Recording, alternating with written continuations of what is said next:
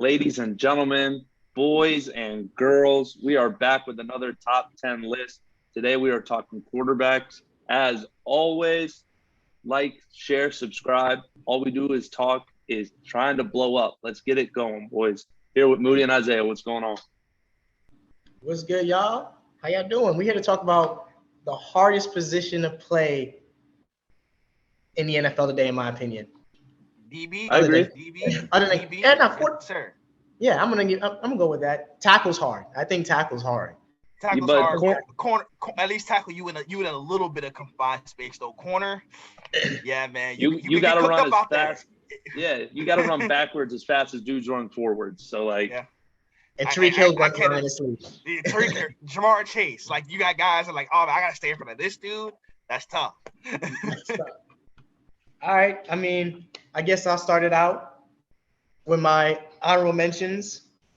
Gonna go with two guys that it's tough. One guy, I think he's an agent veteran and he's gonna be okay, but he thinks he's better than he is. Mr. Darius Slay. He had a Big career play, year last Slay. year. So they say. They say he had a Sitting career in cover year. two. He was sitting in cover two. He had a career year. Congrats for him. I think he picked up a fumble and took it back to the crib 80 yards, and that's a highlight play that gets you in the mind of people. And Mr. Marlon Humphreys, he just couldn't be on my list. Jamar Chase got to put it off the list. Oh my god. He couldn't be on the list. He's a great corner. I always thought he has been a little overrated. They said he was the best man-to-man cornerback in the NFL a couple years ago. Just turn on the Cincinnati Bengals tape, and I find that hard to believe. But Jamar Chase has cooked a lot of the corners on this list and probably will cook a lot more of the corners on this list. So I'm sorry. I'm going to move out Marlon Humphreys. Also think he's moving scheme. I think they don't have a solid number two to protect him. Like playing with Marcus Peters probably also inflated how good he was. But him and Darius Slay are both really good corners, and I think they'll do really good. Still have really good production this year. But my 10, I'm going to start with Mr. Marshawn Lattimore, Mr. Butt interception himself. Seemed like he was skyrocketing to the moon, but it's kind of plateaued out. Still a great cornerback. Still leads one of the best defenses in the NFL. Still plays in the secondary that gives Tom Brady hell, and I'll appreciate him just for that. But I still think he's a little undersized. Don't think he's as physical. Him and Mike Evans got a beef that they won't take to the end, but I'm going to just leave it there. At number 9, I have Mr. Denzel Ward, Mr. 100-yard pick six on Mr. Joe Burrow. Single-handedly winning He can Cleveland guard that game. Jamar Chase, so he gets to be on the list. Yeah, speed demon, slight of frame, not as physical, but elite athleticism, which matters when you're chasing Tariq Hill and Jamar Chase. You could put him on that island, and I'm sure Jamar will have something for him this year, but he did a good job holding his own last year. At number 8, I have one of the most overrated players in the NFL, Mr. Jari Alexander. People say this guy is the greatest thing since sliced spread. I think he's a good corner. I don't think he's a great corner. But people think he's the best man-to-man corner in the league. That might be true. He's a great man-to-man corner. But if I'm going to be real, who is he guarding in that division for the most part? And who are they playing that test them? And in the playoffs, I see guys getting off on Green Bay. Now, not this previous year. This was a different type of Green Bay playoff loss, something we had never seen before. So scratch that one. But I think I just haven't seen it. He doesn't get targeted a lot, but I don't think that's the barometer for how good he is. I would like to see him get targeted some more so I can see if he's really in that sticky coverage that people claim that he's in. And at number 7, I've got Mr. Trayvon Diggs, Mr. 11 interceptions himself. I think he's getting a lot of flack for getting beat, even though I don't think he gets beat as much. And I've seen him shut down some decent receivers to above average receivers. But I will say I think his interception numbers are inflated because I think he caught 6 of those against NFC East opponents alone. Are you sure it's not 6? 4. I did the numbers. Oh, NFC East opponents and or Sam Darnold. There we go.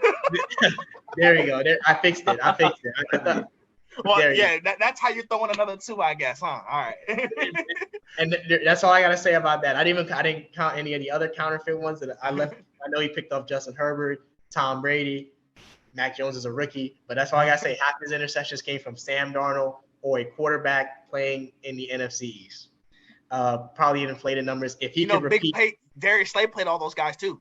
And he's not on the list. 11 interceptions. Honorable mention. He didn't have 11. He didn't have 11 interceptions. He didn't play Sam. Oh no, he did play Sam Darnold. And at number 6, I've got Trey White. I think he was going to be the best corner in the NFL before he tore his ACL, but now we just got to see him come back from the injury. He's got best corner in the NFL type talent. He does play with the best tandem of safeties in the NFL, and he left, and the safeties still look just as great. So we'll see about that, but I still think his talent speaks for itself. But that's it so I've got Marshawn Lattimore, Denzel Ward, Jari Alexander, Trayvon Diggs, and Trey White in my 5 through 10. Isaiah came out with the spicy takes right away. The spicy takes yeah. right away. Didn't hold back. All right, Eric, I'll go ahead and go next for you. My honorable mention will be Mr. Pat Surtain, who I expect to be a staple on this list going forward. Only had a really good rookie season, not quite a great one, but a very good, and I expect him to be staple on the list going forward. At number 10, I got Denzel Ward. He defended Jamar Chase pretty good. Like, you gotta give doing that alone gives you the credibility to be on this list. He's really, really solid. Like, as a small, undersized, doesn't tackle that well, but he's sticky in coverage. He doesn't get targeted a lot, and he has decent ball production. At number 9, I got AJ Terrell. Massive breakout season for him for the Atlanta Falcons.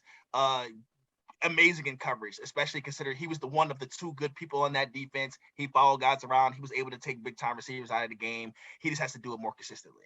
At number 8, I got Xavier Howard, arguably the best man corner in the league. He's responsible for being on an island with no safety help more than any other corner in the NFL, and he makes it happen. Slower start last year, but he picked it up as the season goes on. High ball production, interception magnet. He's really, really solid. At number 7, I am in agreement with Isaiah. I also have Trayvon Diggs. The yard stat is a bunch of bogus. If you see him against number 1 receivers, he holds them down to well below their average numbers. 11 interception hasn't been done in 40 years. You got to give credit where credit is due.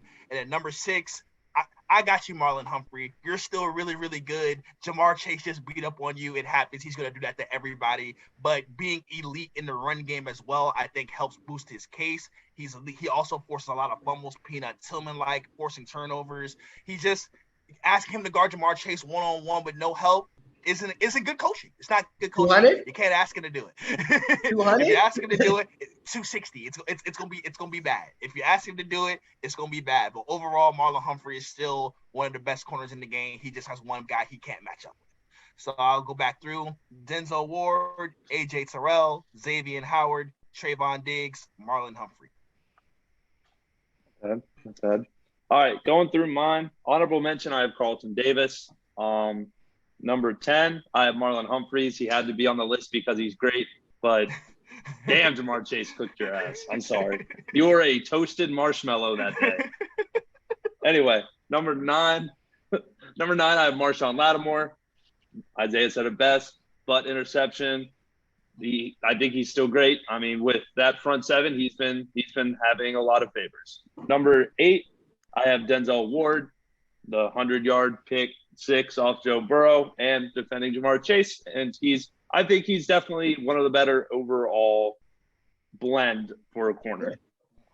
Number 7, I have Xavier Howard. Like Moody said, I think he is probably number 2 on man-to-man for me. And he's also a ball hawk like my number 6, Trayvon Diggs. I value interceptions a lot. I think if you give up yards, it's okay, because if you take away whole ass possessions, you'll be all right. So I have Trayvon Diggs at number 6. You saw the Cowboys lead the league in the scoring. Trayvon Diggs love on the podcast. Now let's not forget, been outrageous. A lot of that, and the NFC East is not quarterback safe haven. So that's fair, but y'all love some Terry McLaurin, and I'm still waiting for Terry McLaurin to catch a ball on Trayvon Diggs in our year 2022. But we can move on. All right, let me move on to my top 5. My 5 and 4, the young guys. I've seen the talent. I believe I've got PS2, Mr. Patrick Surtain at 5. I think he's the prototype NFL cornerback. I think he's going to be amazing this year. He's going to have a good offense, so that defense is going to be playing with a lead more than often than not. And I think he's going to show that he is the best. He has a chance to be the best corner in the NFL. Now, I will say, he does have a low light play of Mr. Devontae Smith, his own Alabama teammate. Right. Just that probably the worst shit fest of the year. He was on that highlight, but I don't know how he got on it. But I mean, number 4 is Mr. AJ Terrell. If you go back to his college days, Jamar Chase got this man draft stock tanking, and Atlanta fell into a miracle. I think AJ Terrell is a prototype too as well. I mean, he was running step for step with Jamar Chase. It's not his fault that Jamar Chase, you could run step for step with Jamar Chase and still get miserably beat. Tough. Lucky he plays in the NFC, far, far away. At number 3, I have Xavier Howard, who apparently has fell out of favor here in the All We Do Is Talk podcast, but he hasn't with me. I still think he's a great corner. He's been injured. He's been banged up. He's been going through contract disputes. But this is a make or break year for a lot of guys in Miami. I think they have a great team. I think they have the second most talented team in their division. I think they got to, I mean, he's got to be a part of it. Him and his buddy Byron Jones, he's got a nice buddy ahead of him. Javon Hollins is really good. The pass rush is coming along. I think Xavier Howard will get people talking about him again. He's still a great player. At number 2, I have J.C. Jackson, the new signing for LAC. I wanted so badly to make him my number 1 corner, and I think he's a better corner than Jalen Ramsey. I just don't have enough proof to show it, and he's coming from Bill Belichick, which is hit or miss. Sometimes you get a star that got away. Sometimes you get a player that can only look good if he's playing when Bill Belichick is calling plays for him. But I think J.C. Jackson is the best man-to-man corner in the league. I think he has the ball hawking skills of Xavier Howard, of Trayvon Diggs. And I think playing with Khalil Mack and Joey Bosa in LA, he will become a bigger star than he ever thought he could be. He was playing in New England winning Super Bowls. And at number 1, I have Jalen Ramsey. I think he's coming off a couple down years, but I really don't know. It's really hard to watch. All these corners are always on somebody's highlight tape once or twice, sometimes 4 times a season. That's how hard it is to guard these guys. Jalen Ramsey didn't have a great Super Bowl, definitely lost his matchup with both Cincinnati Bengals receiver. Might have been some OPI on one of them, but he still made lots of ridiculous plays that helped the Rams get to the Super Bowl, and he's clearly the second best player on their defense. And if it wasn't for Aaron Donald, he'd be far and away the best player on their defense. So, I mean, it's tough. Aaron Donald helps him, but Jalen Ramsey, he is what he is. Yeah, no doubt. Jalen Ramsey I think, will be a pretty clean sweep number 1 for all these lists. All right, I'll go through my top 5. I got Trey White at number 5. Before the tour, he tore the ACL last year. He was having another terrific season. Didn't give up any touchdowns, 6 pass breakups, only 50% completion percentage allowed. He moved him against number 1s all over the field. They really could have used him against Tyreek Hill with 13 seconds on the clock. They really could have used a Trey White type of player to keep that from happening. But alas, he wasn't available. And alas, the Chiefs were in the AFC Championship game, not Buffalo. At number 4, I got Marshawn Lattimore. Falling asleep on Saquon Barkley aside, when this dude is locked in, when this dude is geared up and ready to go, he's one of the best corners in football. He takes out number 1 receivers with ease. Him and Mike Evans, the war with Mike Evans has been terrific. Go ahead, Isaiah. Would you compare him? His mentality is Amari Cooper-like. When he is clicking, he shows flashes of best in the league.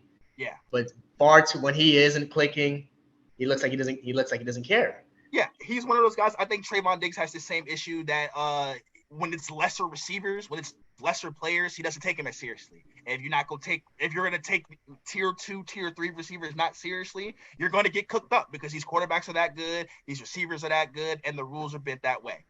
At number 3, I got Jari Alexander. He's really, really good. He's a single coverage man guy. He gives up the least amount of yards in single coverage over the last few years. He dealt with injuries last year, which definitely hurt his stock. But overall, he's been a highly, highly productive corner. I agree with Isaiah. He's a little bit overrated. People think he's the best corner in the league. I don't think he's quite that. But I think when he's on the field and healthy, Green Bay's defensive ceiling is just way, way higher. And that's because he has the ability to take number 1 guys out of the game. At number 2, I'm in lockstep with Isaiah, J.C. Jackson. The best ball production for a cornerback in the NFL, 8 picks, 23 pass breakups, sub 50% completion percentage. He's following number 1 guys all across the field. There's nothing else to be said about J.C. Jackson. I hope the zone scheme that they're playing in LA doesn't ruin too much of his stickiness as a man corner, but he'll probably have way more opportunities and interceptions, and he's already consistently 7+, 8+ every year. He's fantastic. And at number 1, Jalen Ramsey. He plays inside, he plays outside. He's got all the physical tools. He makes all the tackles in the run game as well. He can cover guys outside in the passing game as well. He's just really, really good. Wish he was on my team. 2 first-round picks, well worth it. Jalen Ramsey. I mean, you could have just drafted him too.